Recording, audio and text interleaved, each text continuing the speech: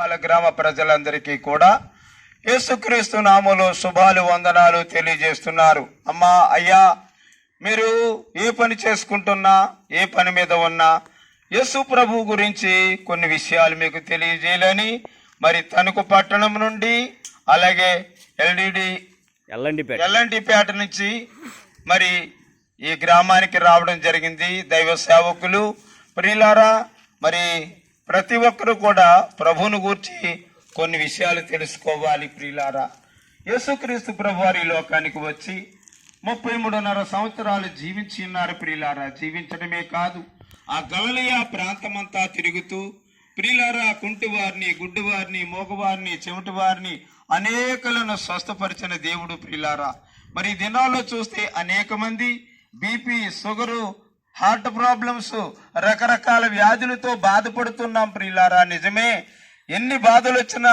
ప్రియులారా ఎవ్వరూ తీర్చలేరు. ప్రియులారా, ఎందుకంటే మనల్ని సృష్టించినటువంటి సృష్టికర్త ఆయనకు తెలుసు. ప్రియులారా, మనల్ని సృష్టించిన దేవుడు ఎవరికి ఏ బలహీనత ఉందో ఆయనకు తెలుసు. కాబట్టి ప్రతి ఒక్కరు కూడా గమనించండి, యేసయ్యను సొంత రక్షకునిగా అంగీకరించండి. ఆయన నిన్ను స్వస్థపరుస్తాడు, నిన్ను బాగుపరుస్తాడు, నిన్ను మహిమపరుస్తాడు. ప్రియులారా, యేసయ్య దగ్గరికి రండి అమ్మా, యేసయ్యను సొంత రక్షకునిగా అంగీకరించండి. ఎందుకంటే ప్రియులారా, మరి పరిశుద్ధ గ్రంథములో ఒక స్త్రీ ఉన్నది. ప్రియులారా, ఆమె ప్రియులారా 12 సంవత్సరాల నుండి రక్తస్రావంతో బాధపడుతూ ఉంది. అమ్మలారా ఆలకించండి, ఒక స్త్రీ ఉన్నది. ఆ స్త్రీ రక్తస్రావణంతో 12 సంవత్సరాల నుంచి ప్రియులారా 1 నెల కాదు, 2 నెలలు కాదు, ప్రియులారా 1 సంవత్సరం కాదు, 2 సంవత్సరాలు కాదు, 12 సంవత్సరాల నుండి ఆ వ్యాధితో బాధపడుతుంది. చాలా ఉన్నతమైనటువంటి స్త్రీ. ప్రియులారా, మరి తనకున్న ఆస్తి అంతా కూడా ఈ 12 సంవత్సరాల్లో కరిగిపోయింది. ఎందుకో తెలుసమ్మా? ఆ వ్యాధిని బాగు చేసుకుందారని అనేకమైనటువంటి హాస్పిటల్ తిరిగింది. ఏ హాస్పిటల్ తిరిగినా, ఎక్కడికి వెళ్ళినా ధనము ఖర్చు అవుతుంది, కానీ రోగము మాత్రం తగ్గడం లేదు. ప్రియులారా, ధనము ఖర్చు అయిపోతుంది, తనకున్న ఆస్తి అంతా అయిపోయింది, ఆమె కూడా నడుము వంగిపోయింది, ఇంకా చివరి దినాలకి వచ్చేసింది. ఎందుకని? ఆస్తి అంతా ఖర్చు అయిపోయింది. ఇంట్లో వాళ్ళు కూడా బయటికి నెట్టేశారంట.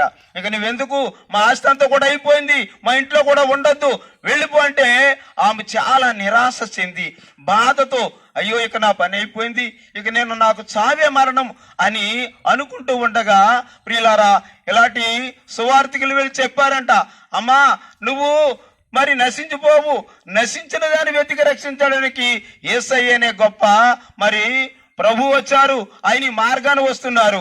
నువ్వు వెళ్ళి ఆయన గాను ముట్టుకున్నట్లయితే నీ వ్యాధి నయమైపోతుందని చెప్పారు. ప్రియులారా, నిజమే, ఆ మాట తెలుసుకున్నది.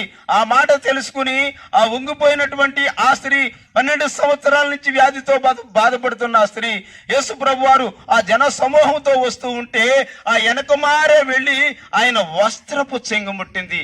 అమలారా గమనించండి, ఎన్నో హాస్పిటల్ తిరిగింది. ప్రియులారా, ఎంతో ధనం ఖర్చేసింది, ఎక్కడా వ్యాధి నయం కాలేదు. కానీ ఆయన వెనకమారే వెళ్ళి ఆ వస్త్రపు చెంగు ముట్టిన వెంటనే 12 సంవత్సరాల నుంచి బాధపడుతున్న ఆ రక్తస్రావణ గల స్త్రీ ఎంబటే స్వస్థపరచబడ్డది. హల్లెలూయా! ప్రియులారా గమనించండి, ఎంబటే స్వస్థపరచబడ్డది. నేను స్వస్థపరచబడ్డానని ప్రభు రక్షించాడని గొప్ప సాక్షిగా చెబుతుంది. అమ్మా, నువ్వు స్వస్థపరచబడ్డావు, నీ విశ్వాసమే నిన్ను స్వస్థపరిచింది. యేసయ్యను ముట్టుకుంటే స్వస్థపరచబడతానని వచ్చింది, ముట్టింది, స్వస్థపరచబడ్డది. ఆమెకు దేవుడు తన శక్తిని, బలాన్ని ఇచ్చి అనుగ్రహించి కాపాడాడు. ప్రభునందు ప్రియులారా, ఈ మాటలు వింటున్న ప్రతి ఒక్కరూ ఎవరైనా ఏ బలహీనత ఉంటే యేసయ్య దగ్గరికి రండి, స్వస్థపరచబడతారని మీ అందరికీ ఈ మాటలు తెలియజేస్తూ ఈ మాటలు ముగిస్తూ ఈ ప్రాంత ప్రజలందరి కొరకు చిన్న ప్రార్థన చేస్తున్నారు.